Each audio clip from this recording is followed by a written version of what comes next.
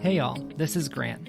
Life on Side B is a ministry of Posture Shift, a missiological ministry equipping church leaders and parents on LGBTQ inclusion and care. You can learn more at postureshift.com. We also want to thank all our patrons who keep the podcast going and growing through their continued giving. If you love this podcast, consider becoming a patron at patreon.com/lifeonsideb. Now, let's get into the episode. All right. Hello, everyone. Welcome back to Life on Side B. This is a very strange feeling for me because this is the first episode I've done in a while. Well, first of all, the first episode I've done in a while where I have the other person in the room with me. Yes. And also, I'm not with any of the other co-hosts. I'm just by myself. But I have been super excited for this episode. We have with me Sarah Clair Smith. Hello, Sarah Clair. Hello. I know that your technical title is not pastor, but I still count you as one of my pastors. That's so nice. I count you as one of my pastors too. Oh, so I totally get that sentiment. Sarah Clair is what is your actual title at Prof? Soul Care Director. Soul Care Director, and also a counselor. The director correct? of the Soul Care. Soul Care. Yes. So, but I'm also a licensed mental health counselor. Yeah. Working closely with our church to kind of integrate soul care and mental health into the life of our church and our congregation. I love it. Yeah. And you do it so well. Thank you. Yeah. I've been excited. So Sarah Clair is on staff at the church where I am a member at. And we did, how long ago did we do the retreat? February. So a few months ago. Yeah. What is it? It's April now. It's April now. Whoa. And it'll be what will probably it be May when this comes out, something amazing. like that. Yeah. So a few months ago, our church did a spiritual care retreat. And Sarah Clair shared a message, and I was taking down notes. I have the notes in front of me. Y'all, Yes, they're right here. they're right here. Beautifully organized, some bullet points. I love it. I was like, Sarah Clair, I need you to come on and talk about this with me. Yes. I'm so excited for this. I'm so honored. When you asked me, I was like, yes. Yes. But as fast as you can say yes. Absolutely. Yeah. It's, as I was telling you, our theme this year is resilience. How do we be resilient in our faith? And honestly, we're having some conversations that I have just been waiting for years for us to have. Yeah. Wow. And it is so freeing to be able to finally talk on this. We just had an episode on emotional resilience with another counselor, Greg Piken. Shout out to Greg. We love you. And I feel like so much of this just lays, well into that. But before we get into the content and everything, yes, I want to ask you a question that we normally ask all of our guests. And this may feel a little bit weird because I know you're straight. I am. And cisgender. Yeah. So, but still, we all have a journey of sexuality. So can you share a little bit about how you identify and whatever you're up for sharing about how you've gotten to where you're at in your process of reconciling your sexuality and faith? Yeah. Oh my gosh. When you asked me that earlier, I was like, immediately my heart started pounding a little bit. And I'm like, oh my gosh. Because I am a majority cis heterosexual female. And I'm white. So just add that onto it. I don't get asked this question. It's just not, it's very assumed. And I understand the privilege around that I don't ever really, not often do I have to explain my sexuality to anyone. So there's an appreciation for this question and also an understanding of the audience. So I'm happy to say that those things are true. And then the second part of it, how have I reconciled my faith with my sexuality? We kind of spoke a little bit before this as well. Just I am an unmarried 36-year-old female. And within church context, that is actually a little bit of a minority. And I grew up in the 90s and I was born in 85 and then grew up in the height of purity culture. And I've done some really extraordinary and needed work around dismantling those messages in my own body, in my own heart, in my own life. And that has been quite something to reconcile, to say the teachings that I was given around sex were possibly really damaging and actually not life-giving.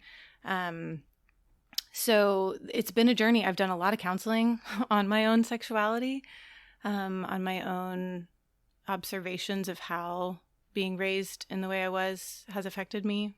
I've been in many relationships, like long-term kind of partnerships, in my years. Probably in my 20s, I was a little more non-committal, but then in, late 20s and I'm engaged right now, which is exciting, but still not married. So there's still like eyes on my sexuality probably. And I do think we've progressed a lot as a culture and just the people I surround myself with. But if I would have been engaged when I was 25 or 26 instead of 36, I feel like my virginity or my sexuality was such a conversation, which was just such a burden. And I remember being in the car with my mom one day, and like her friends and like people in my church community and my friends like had some like stock in my virginity in a way, if that makes sense. Mm-hmm.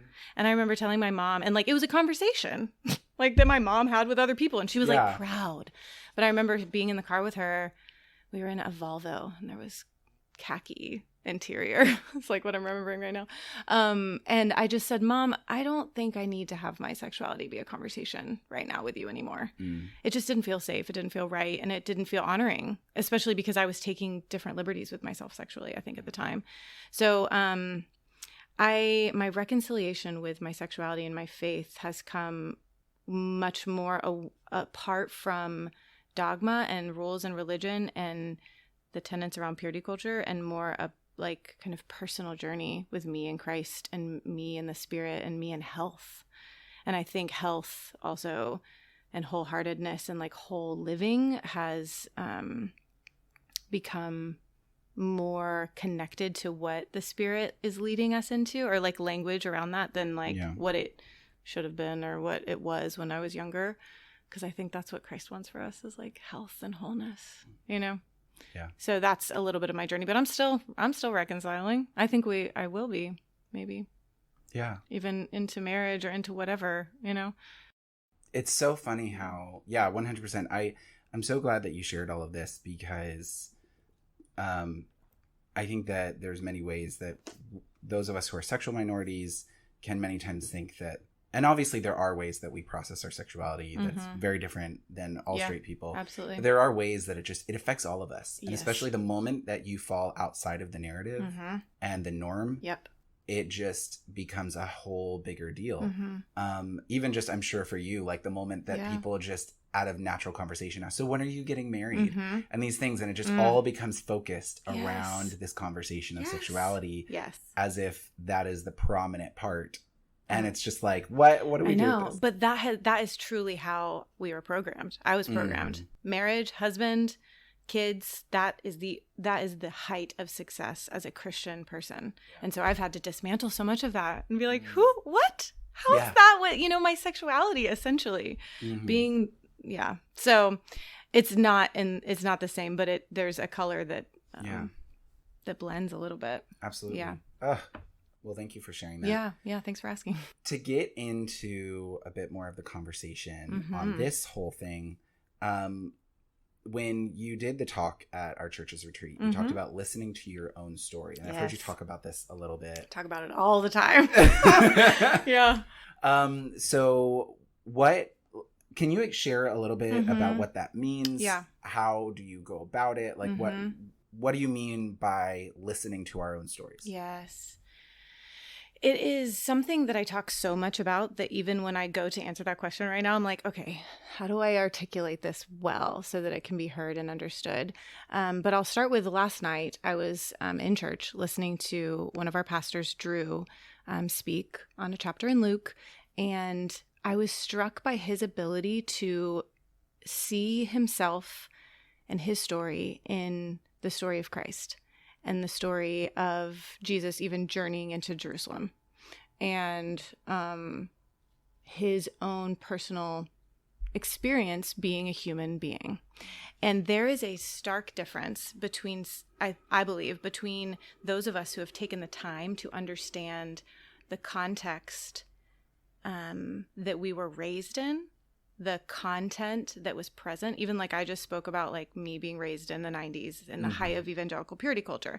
That's something that I've had to find language around and have understanding and really listen to how that affected me, how that's showing up in my life today. So as a kind of I'm a counselor, but I'm also a very trauma-focused counselor. So much of what we experience today in our lives is affected by the content and the context in which came before right now. So being able to understand our story and listen to our story really means, do I know where I came from? And am I aware of how I'm showing up today? Because all of us have a story. You know, if I asked you, where are you from, Josh? You know, what was it like growing up in your family? Like, what did you love? What hurt you? Who hurt you? Who led you? Who inspired you? All of these things, all of those answers would be a part of you understanding your story. A lot of times in church contexts, we are very much invited into understanding and listening to the story of God, but we very much throw out listening to our own story.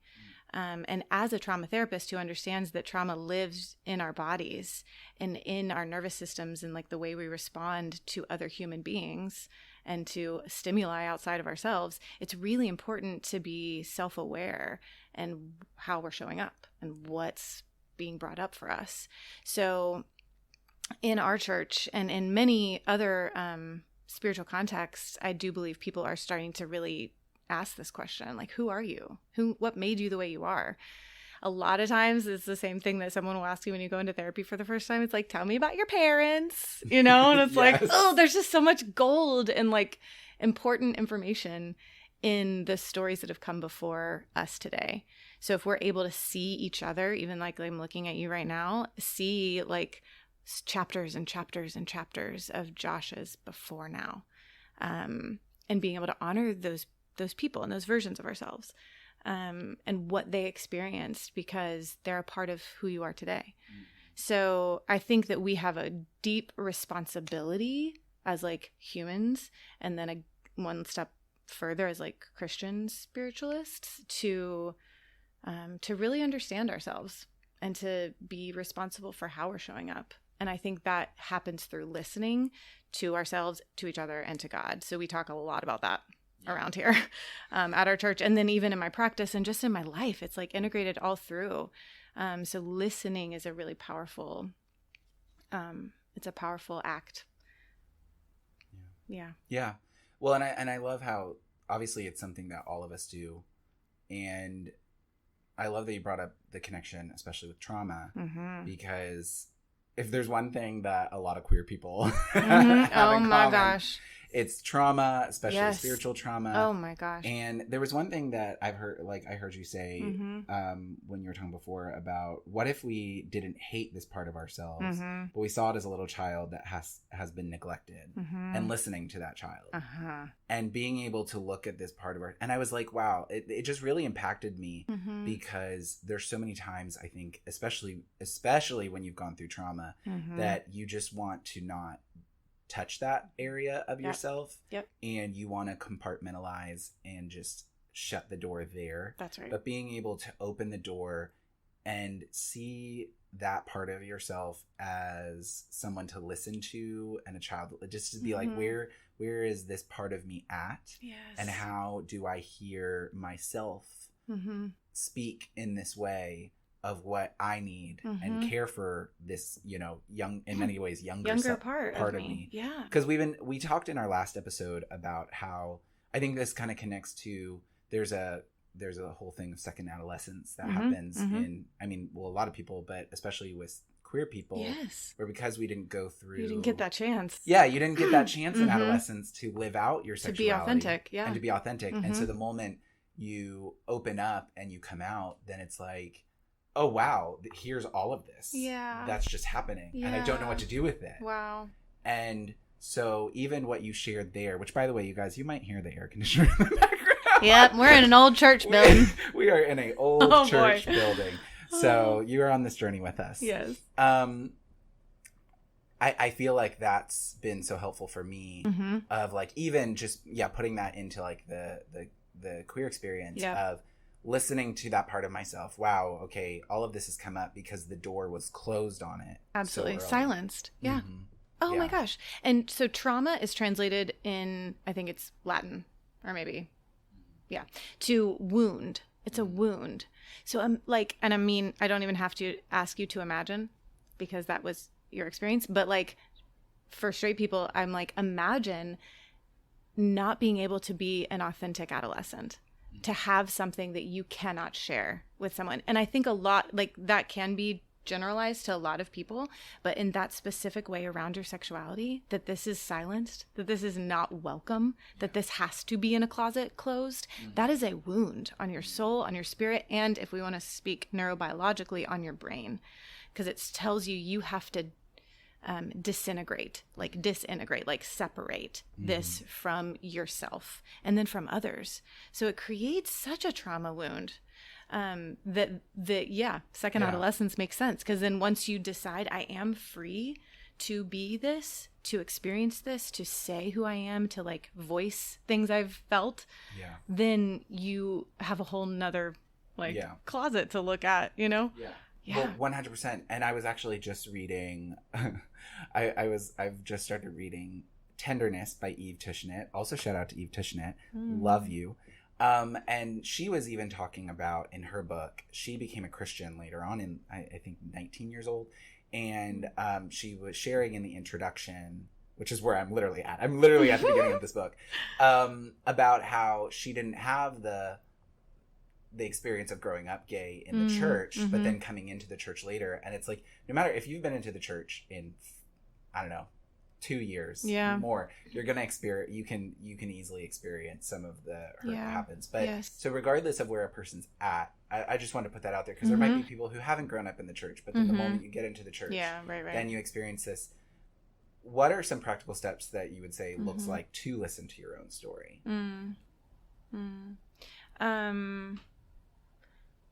The first thing that's coming up, I'm sure something else will come up, but in order to listen in the past, we almost have to listen to we have to be really attentive to what's coming up today. So if I'm having a conversation with you and you say something and my body starts to be activated in some way, triggered is a word I'm trying to move away from right now, but activated or awakened, or like, ooh, I'm feeling a thing. That's always good information. So if I come into a church building and my heart starts to race and I see somebody saying something, or someone uses language that was used on me that was hurtful, and I start to respond now, there's likely a story connected to that, right? So I'm like a part of, I feel like, a whole generation of deconstructing, reconstructing people trying to feel safe and resilient in their faith through very large challenges. So I think people who, like, maybe my mom can go into any church and she's like, okay, cool, whatever. Like, her body does nothing. That's cool information. She maybe has never had church hurt that she knows about, you know? Yeah. But a lot of us do. So when we're somewhere, or like if I'm having a conversation with my dad about politics and my body literally goes into, like, I'm sweating, my heart's pounding, and I'm saying, like, really all or nothing, like black and white, like arguments, and we become Fox News and CNN, like there's a trauma story there. So then I get to go back and be like, what is the little girl inside of me? What does she need? Why is she feeling so activated by my dad's argument with me? Probably because she feels like he's not listening to her. He feels like he thinks she's stupid or something, which is maybe something I felt earlier in my life. You know what I'm saying? So it's like how to be curious and aware of what bubbles up in our daily experiences, and then be curious about what that's connected to, where that started, what that little girl needed. That's kind of a practical thing. So I know that, and even like, I want to go back for a second to, I don't know what you guys talked about as much with emotional resilience, but it does take a very resilient person to look at the pain and to touch the pain of a story that has been put somewhere else. You know, like it's not easy to be like, yeah, sure, I'm going to go talk about my trauma with somebody, or I'm going to like share that. I'm going to feel that in my body, because a lot of times we have to synthesize or we have to metabolize the pain before it can become gold. Yeah. Or like something that's not just hurting us, but something that can be used for us. Yeah. If that makes sense. Yeah, that 100% makes sense, because that even like connects to something that I've gone through where, you know, with my work, I'll do trainings for churches on LGBT inclusion. Yeah. And it's even something that Bill, the president of Posture Shift, and I have had to sometimes navigate because of my experience in conversion therapy. Oh my gosh. When a pastor might ask from a very genuine place a question about conversion therapy. Sure. it will bring up send a lot so in much me. stuff in your body. And sometimes I love what you're saying, because I've had sometimes an initial thing to react at the pastor. Absolutely. Of course you have, because you have a nervous system Yes, like the rest of us. And obviously it just causes more problems, especially Yeah. when like I can't even see what is actually going on with the pastor and that question. Yes. And so being able to have Bill be aware that when those questions come up, he has to handle them. And I have to step back and say, okay, what's happening? What's going on? What do I need? What do little I me need? Yeah. And I think that sometimes, like, for all of us, there can be initial response to react at the other person who brought the trigger when it may not necessarily be out of malintent or anything like that, but it can be something of just stopping in that moment to look inside. And it's so hard. It's so hard because it's easier to be like, it's his fault. Yeah. But that's okay as a first reaction, but clearly you've done work. Like you know your own story around conversion therapy enough to be able to notice, I had this reaction, I know what this is connected to, and then I've yelled at enough pastors. Yeah, it's so good. But then you get to be responsible for how you care for yourself, and then how you ask your community, like Bill, to care for you and that to be a part of your team. Yeah. But that is a perfect example, because clearly it's not like. And this is a thing we say a lot in trauma therapy. It's like, this is not that. Meaning this experience you're having right now with this man asking you probably a very basic question is not what happened to you back then. But our bodies forget that. Our bodies are very like, we're like lizard brain people still in there. And we have nervous systems that go into fight, flight, freeze. And then a few other reactions that now we're just naming, because it's not just I want to leave or I want to punch you or I can't speak, but it's like maybe I want to please you, or maybe I want to like make this better and appease you.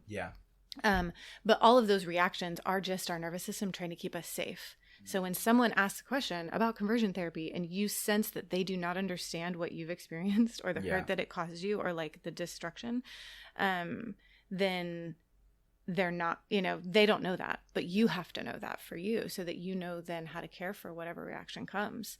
And I think that like befriending our nervous systems and listening to our nervous systems and making it about our ability to care for ourselves and protect ourselves and like get a community that can do that for us, instead of about that guy at that church, because then it does become not effective. Because if you could be regulated, notice, oh, hey, that's coming up. That's from behind. That's from the past. This moment is not that. Then you can move towards him in love and compassion and actually probably help him understand his story around his like whatever. Yeah, exactly. Because many times I've like the first time that ever happened, I reacted very bad. Like it was just a really bad situation. Bill could sense where I was coming from in my answer. We talked about it afterwards. And even the pastor then came up to me, because he could obviously see that I was like flustered. Not in a good place and flustered, and just apologized and was like, hey, that was not where my question. Like I just wanted you to say I was not trying to argue for conversion therapy or something. I just wanted to know. Genuinely curious. And it then took me a moment, like I had to step away. Oh, for sure. But yeah, it's that. Good for you. That. Woo, yeah. But I think that there's just so much to that aspect of what do I need in that moment? Also, what is this response saying that I need? But and what story is connected to this response? Exactly. That's listening to your story. Yeah. Well, and I think then also with that, this kind of goes into another question that I was asking about. How do we sit with people or make space for people that process? It's like being Bill in that situation, when we know people well enough that we can see the reactions, the way that Bill came in, stepped in, answered the question, tried to fall in there, and then us having that conversation afterwards. Beautiful. And I think there's so much of both being that person in other people's lives where you can tell when the reaction is happening. And being because he knows your story, because he's been able to listen to you, because you've listened to yourself. Like it's so circular. I have chills when I say that, because there's something so true about it. So like when we're in a community with other people who are curious about themselves and their story, and not in and even as I say this, I feel like I need to say this next thing, which I'm annoyed that I feel like I need to say this, but I'm going to say it just to honor the girl in me who is shamed for doing this type of work in the church. And then anybody else who might think that the term is navel gazing.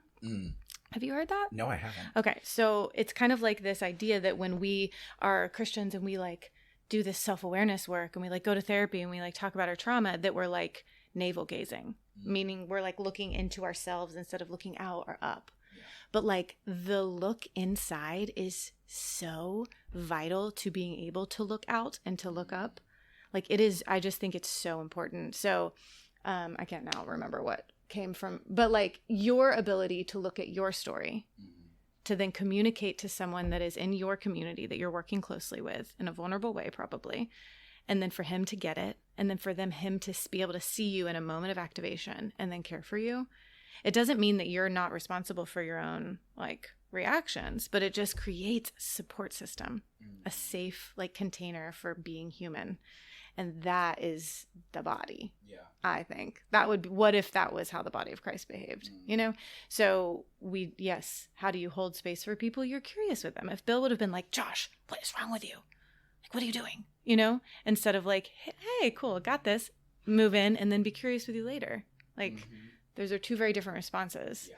And the curious, compassionate response is so much more effective for human flourishing and relationship and change to happen than a shaming, you know, shut it down response. That makes sense.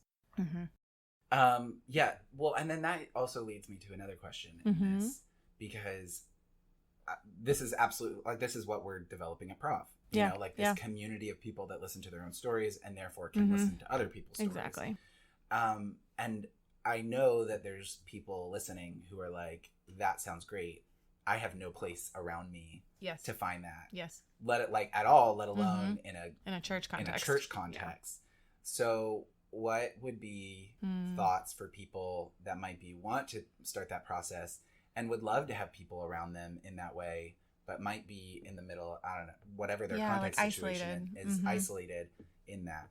I mean, I would first just feel like I need to take a deep breath for those people, you know, because it's very lonely. It can be very lonely to like know that you need that and not have it or not know where to go to have it. But the thing that comes up when then I say that, I'm like, the first step is to create that safe container with self, you know? Yeah. And I feel like every session I do with every client I have, we are talking about self-compassion and self-friendship, because if we can't be doing that for ourselves, then how are we going to invite someone else to do it for us? Or how are we going to practice doing it for someone else? Yeah. So when we, and it, as like believer people too, if we believe we have that friendship with God, like divine, then there is a little community there to start with. So to say like, okay, well, if I don't have people to share my story with right now, maybe I do that work to get curious about it on my own. Yeah. Maybe I do find a therapist or some sort of coach or therapeutic support to start to do that work with. Yeah.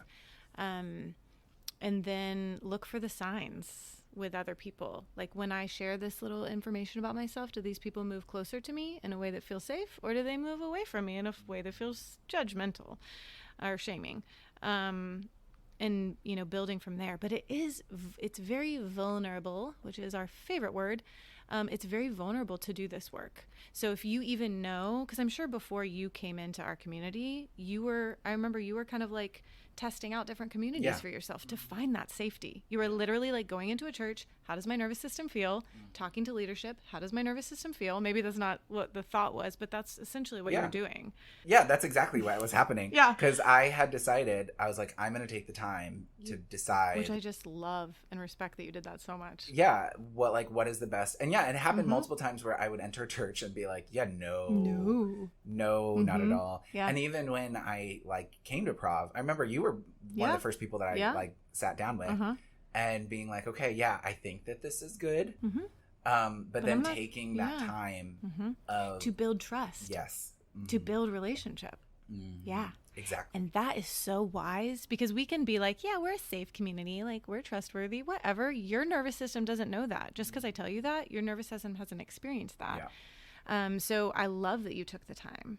And I think everyone should, in a way. When I first moved here, I kind of jumped in because I was like, I need friends. I want people who like believe in this Jesus stuff, but like aren't weird. And it was like hard for me to like know who was safe. But when I found the Prov people, I was like, okay, cool, great, let's go. But it also, I think there is a very deep wisdom and just kind of saying like, I've been hurt enough and I've been not safe enough that I'm going to take the time. So I really respect that you did that. Well, I appreciate that. Yeah, because it was one of those things I had done enough where I jumped into a community and then found that it wasn't like great later on. Yeah. And I was like, no, I want to be committed to a community. And I understand that no community is perfect. That's exactly right. I'm glad you said that because I was going to say that too. And your experience of even another church feeling the like alert, not safe, not safe, doesn't mean it's not safe for somebody else. Yeah. But it wasn't safe for you. Yeah, exactly. Which is good information. Yeah. And that's why we need lots of churches. But we do need churches to be pursuing health and like, you know, understanding their story. Yeah. I think for me, it was just so good to write out what are the most important things for me in a community? What are like the things I would love, but okay if it's not there. Yeah. And just what are the things that are not important? And being able to just sit there and go, okay, how can I go about this? And begin to cultivate that and know that it's not going to be cultivated in a minute, in a year. Like I've still only been in the community for less than 2 years, less than 2 years for sure. Maybe less than more than a year. But, and so it's still developing. It's still building trust. It's still all of that. And allowing for those moments where even I get triggered here. Yes. Like it's a lot like someone, I remember the first time someone in our church told me, hey Josh, if you feel weird, it's okay to like move out of that context. Yes. Even in our own church. Yes. And it doesn't mean something's bad about our church. As you said, it just means that there's something that I need to process. That's right. And maybe getting out of that context will then help me move back in a healthy way. Yes. Yes. And not being afraid to like honor that. Yeah. And tell someone like, hey, I was activated. And then having relationship, like you and I had one moment. Oh, you know? Yes. Yes. Do you want to speak about that? We don't have to. Yeah. So one of the things that really was good, it was at the retreat. It was at the retreat. Yeah. It was very much at the retreat. I had gotten placed in a group, in a small group, and it felt off to me. It felt like I knew because I knew the culture of our church. I knew you. Yeah. I knew it wasn't intentional. Yep. But I just felt very isolated by the group that I had been placed in. And I had brought it up to someone. They're like, ask Sarah Clair, just for the fact of just being able to know. Yes. And so I remember I pulled you aside and I was like, and I was shocked by, I just started crying. Yeah. Yeah. Your body was having a release as you were honoring the truth that was in you. Yeah. And I was like, it was beautiful. Wow. I don't know. I had no idea all of this was underneath there. Yeah. And I was like, I already know that this is not the truth. I just need to be confirmed that the reason I was put in this group was not intentional. Or like what this happened was not intentional.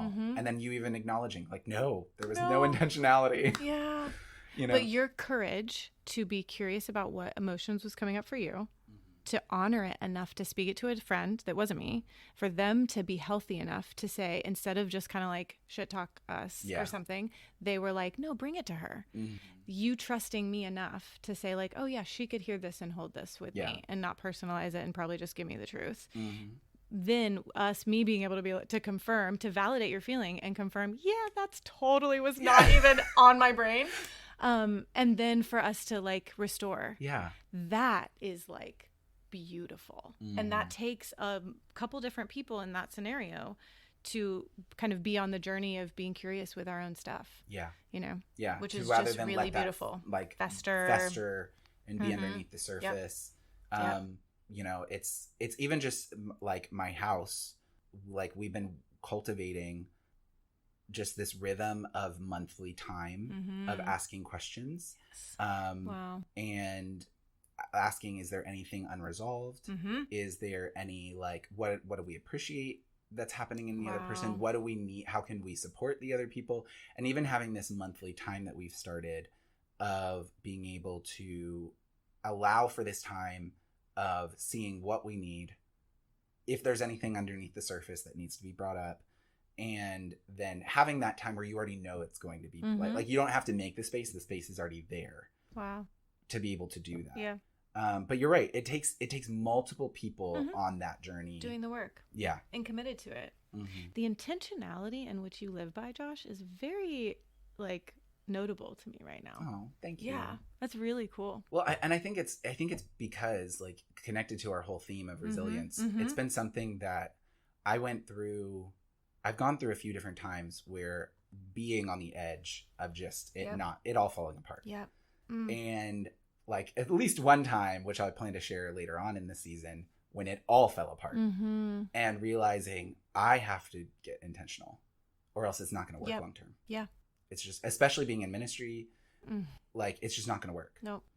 If I don't get intentional about myself and what I need. Yes. And it's one of the things where if any of you are listening and you're like, Josh doesn't text me as much as he used to, it's part of that. Yeah. I have just realized, like, I don't have the capacity. Boundaries. Yeah. Structure. And rhythm. I text liturgy. when I can. Yes. I do this when I can. Trying to be intentional about, like, the house that I live in and, like, us trying to build a house and a family in this way and being like, this is where my commitment is. And then to our church and like, how do I pour into this context and make this and do the work in myself so I can be a healthy agent in that.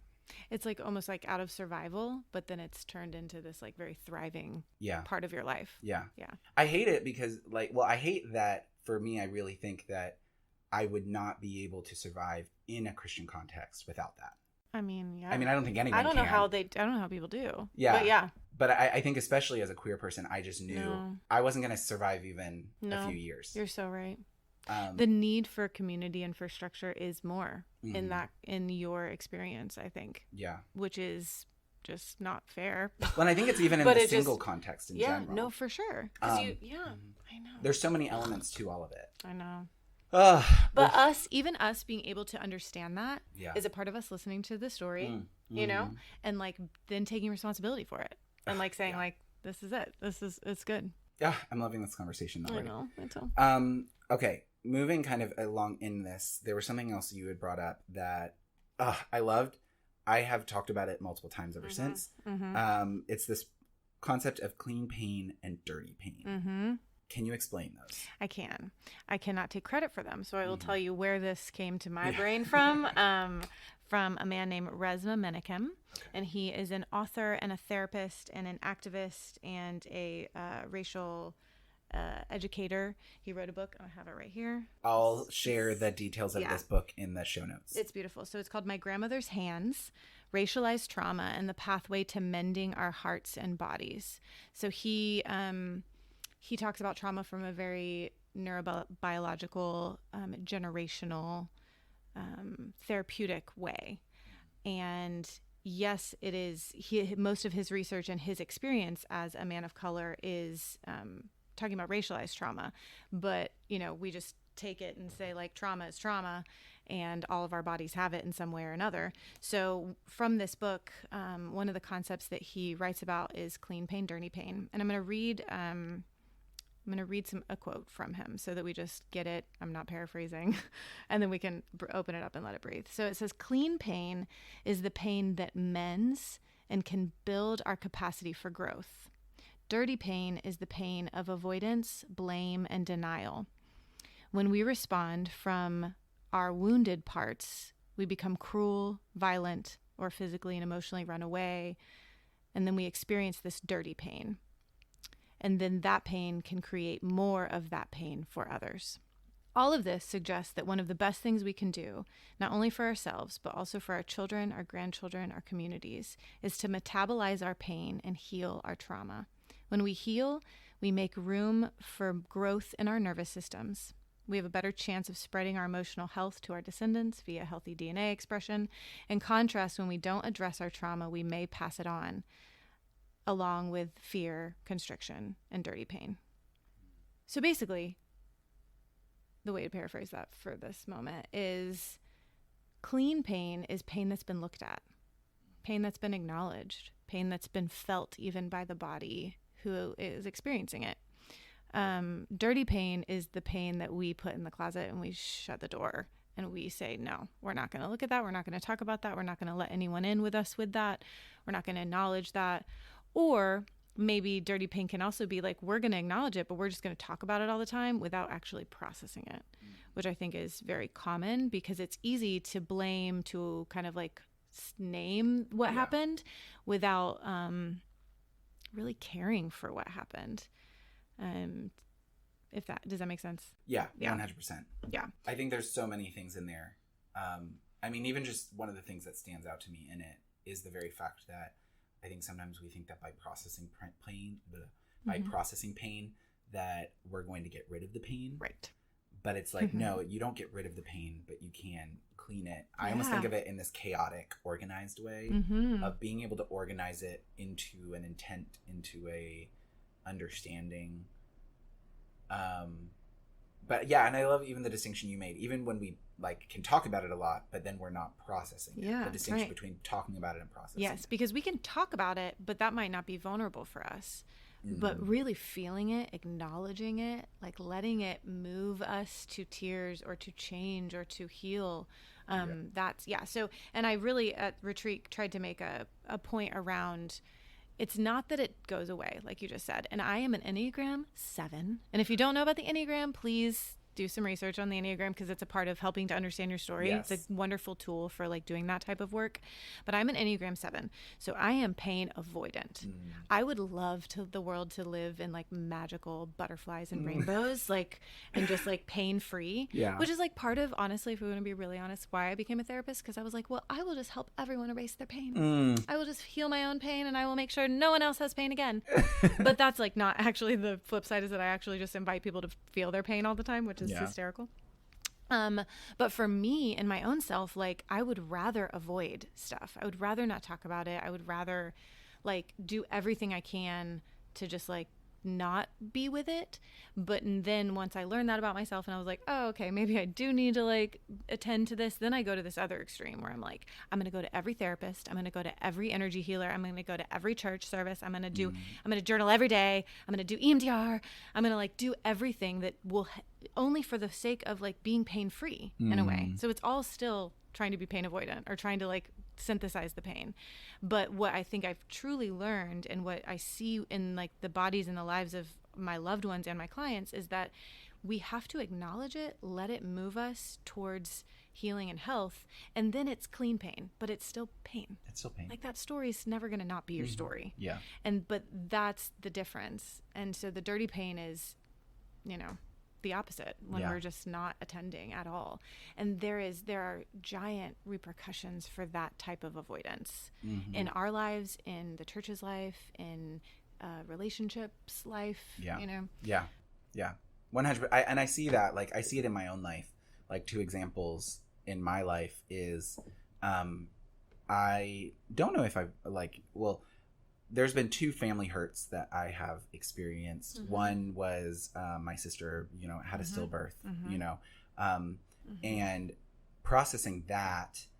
And finally, after a few years of like her first stillbirth, being able to come to a place like it's still pain. It's still pain. But having and it will processed, always be pain. It will always be that pain. That will never be a good story. Yeah, it will never not be a sad thing to say or to feel.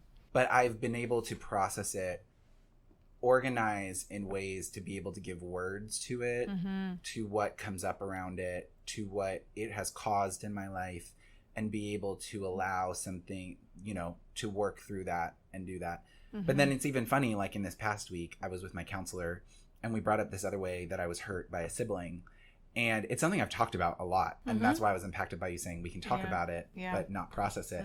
Like I've talked about it a lot, but yeah, I got so angry for the rest of the day. Yeah.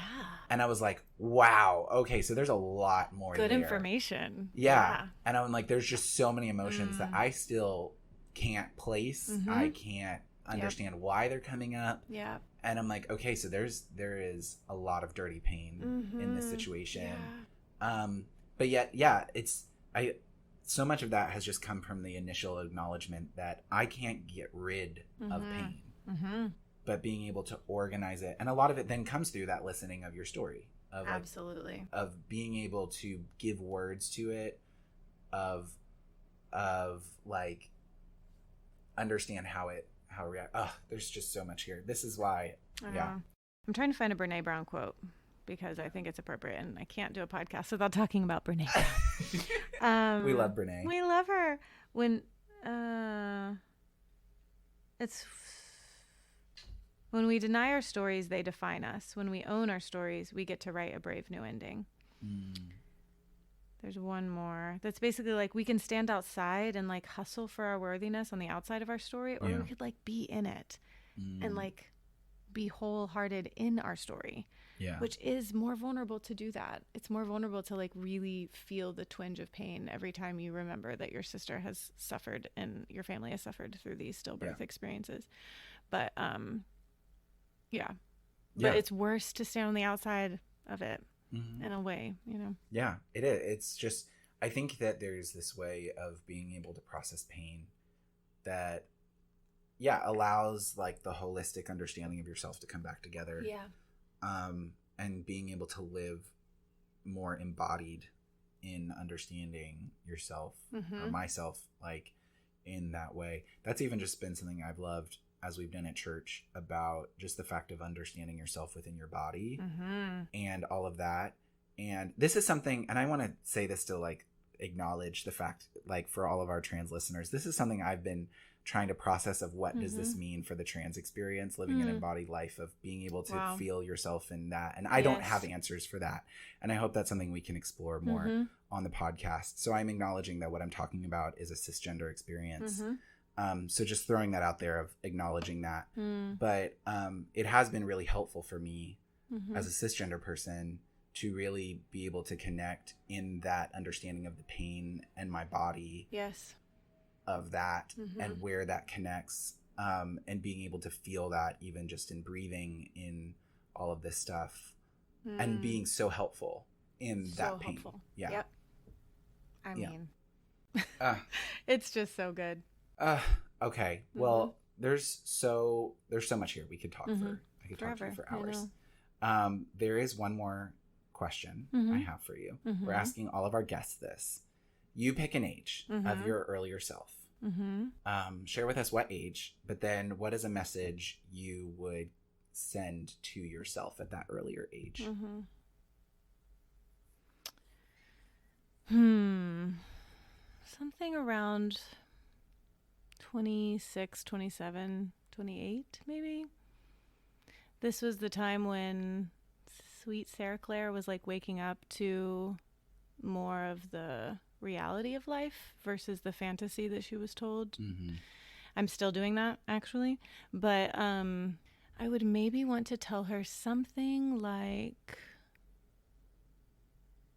it doesn't have to look the way you were told it was going to look for it to be good. That makes me emotional saying that, but I think there is something when you know, I was very much just told that there was one path and that was the way it was going to be, and if God loved you and if you were a good Christian girl or if you were faithful in whatever ways, then like things would happen, certain things would happen for me. And like that, like it's life's so much more interesting than that and the way that it unfolds. And I think I would want to tell her, like, she's more, like, you are more colorful than you even know. You know, you're more complex than you have any idea. Please go to therapy now. I think I did start going to therapy around that age just because I was so overcome with my own confusion of myself. You know, I was like, why am I so sad and anxious? I didn't even know I was anxious. My therapist had to tell me, oh, you have anxiety. And I was like, what? I cry every day, but like I didn't know that that's what it, you know, I just really didn't know myself very well, even though I thought I did. But I knew a lot about myself, but I don't think I knew myself. So that's a lot to say, but I would maybe tell her, like, it's all going to be really interesting from here. And like, that's okay. It's not bad that it's nonlinear or it's, Thank you for that vulnerability and honesty. Yeah. Thank you for having me. I love you so much. I'm so grateful. And I love all of you out there in this world. Yes. Thanks for listening. Absolutely. Is there, if anyone wants to follow you, how can they find you? I have Instagram. It's SC Counseling. I think it's SC_counseling_. Oh, I don't even know. It's so bad. One day I'm going to get better at marketing myself. But yeah, SC Counseling is my counseling practice. And then a lot of things that go on within Providencia, are part of my heartbeat as well. So I would include that, Providencia, West Palm Beach, as a little spiritual community that's trying to honor these type of things and trying to lead from this space. So those are two ways. Yeah, everyone, I'll include those handles in our show notes. Would love to hear from you guys. Patrons, share with us in our Discord channel, like what you thought of this, how this connects, if you've already done work in listening to your story, would love whatever you're up for sharing, as well as on Twitter. Share with us or on social media. We'd love to hear what you thought, what stood out to you from this episode, and just the amazing things that you learned from Sarah Clair. So I love you so much. Love you. And thank you all, listeners. Appreciate you all. And we will talk to you soon. Bye, everyone.